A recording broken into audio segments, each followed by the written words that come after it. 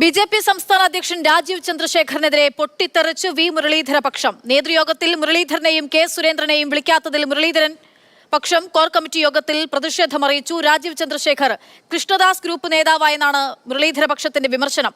ക്ഷണമില്ലെന്ന വാർത്ത മുൻ അധ്യക്ഷൻ കെ സുരേന്ദ്രൻ നിഷേധിച്ചതുമില്ല. കോർ ഐഡിയോളജിയിൽ മാറ്റങ്ങളില്ല. പക്ഷേ സ്ട്രാറ്റജി പല തെരഞ്ഞെടുപ്പുകളിലും പല സമയങ്ങളിലും ഒക്കെ അത് നമ്മുടെ പൊളിറ്റിക്കൽ പാർട്ടി അങ്ങനെയാണ്. നിങ്ങൾ പറയുന്ന പോലെ തന്നെ ഞങ്ങൾ നടക്കണം എന്ന് പറഞ്ഞാൽ അതൊക്കെ പറയേണ്ടവർ പറഞ്ഞിട്ടില്ല.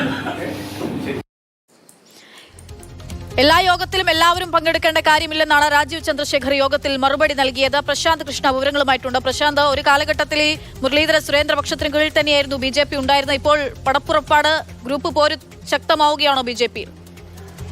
തദ്ദേശ തെരഞ്ഞെടുപ്പ് അടുത്തിരിക്കുന്ന അവസരത്തിൽ ബി.ജെ.പിക്കുള്ളിൽ വലിയ കലഹമാണ് നടന്നുകൊണ്ടിരിക്കുന്നത്. ഇന്നത്തെ കോർ കമ്മിറ്റി യോഗത്തിൽ ആ കലഹം പാർട്ടിക്കുള്ളിൽ വലിയ പൊട്ടിത്തെറിയായി മാറി.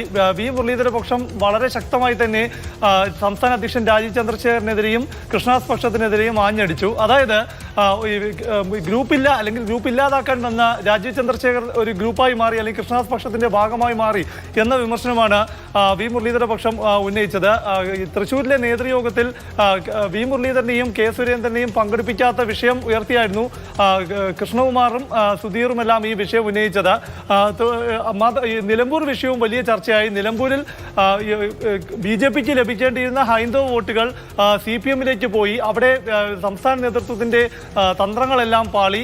അടിസ്ഥാന ആശയത്തിൽ നിന്ന്, അതായത് ഹിന്ദുത്വ ആശയത്തിൽ നിന്ന് നേതൃത്വം പിന്നോട്ട് പോകുന്നു. വികസനം മാത്രം, വികസിത കേരളം എന്ന മുദ്രാവാക്യം ഉയർത്തിയാണ് രാജീവ് ചന്ദ്രശേഖർ മുന്നോട്ട് പോയിക്കൊണ്ടിരിക്കുന്നത്. അപ്പോൾ വികസനം മാത്രം ഇങ്ങനെ പറഞ്ഞുകൊണ്ടിരുന്നാൽ പോരാ, രാജീവ് ചന്ദ്രശേഖർ രാഷ്ട്രീയം പറയുന്നില്ല എന്ന ശക്തമായ വിമർശനം കെ സുരേന്ദ്രന്റെ അടക്കമുള്ളവരുടെ ഭാഗത്തു നിന്നുണ്ടായി. കൃഷ്ണദാസ് പക്ഷമാകട്ടെ ഈ തൃശ്ശൂരിലെ യോഗത്തിൽ ഇരുവരെയും ക്ഷണിക്കാത്ത വിഷയം വാർത്തയായതായിരുന്നു. യോഗം കഴിഞ്ഞതിന് പിന്നാലെയാണ് പരസ്യമായിട്ടുള്ള പ്രതിഷേധവും പ്രതികരണവും ഒക്കെ അറിയിക്കുന്നത്. എന്തായാലും ഗ്രൂപ്പ് പോര് ശക്തമാവുന്നു കേരളത്തിലെ ബി.ജെ.പിയിൽ എന്നുള്ളതാണ്.